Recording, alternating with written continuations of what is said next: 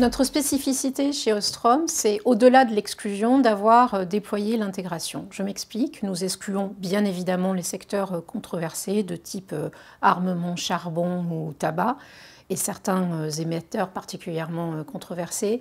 Mais ce que nous avons vraiment développé, c'est l'intégration, c'est-à-dire le fait de prendre en compte les éléments E, S ou G qui sont importants dans l'évaluation du risque des entreprises ou des États. Et ce qui est important, c'est que nous avons déployé beaucoup de moyens là-dessus, c'est-à-dire que l'ensemble de nos analystes financiers tiennent compte de ces éléments quand ils font l'analyse financière, par exemple des entreprises.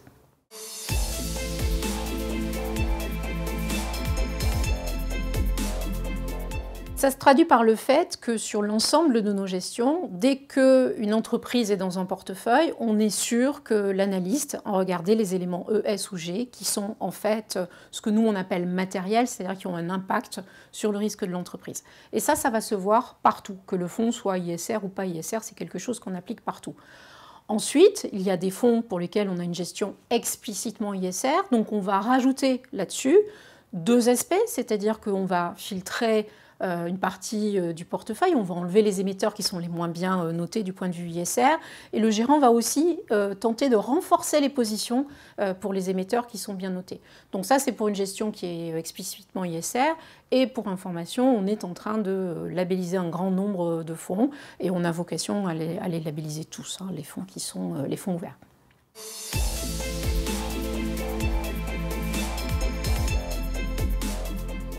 En conclusion, nous travaillons sur tous ces sujets depuis très longtemps et nous sommes notamment signataires des PRI, c'est-à-dire les principes pour l'investissement responsable depuis 2008. Hein, donc c'est un long travail.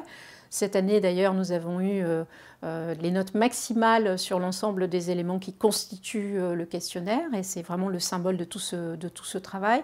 Ensuite, une ouverture peut-être pour 2020 ou une continuation.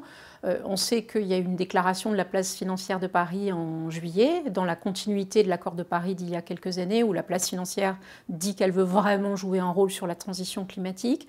Donc en 2020, on va vraiment avoir une réflexion très approfondie, on en a déjà une, hein, mais on va continuer à travailler de façon plus approfondie sur ces aspects climat et la façon dont ça se matérialise dans les portefeuilles.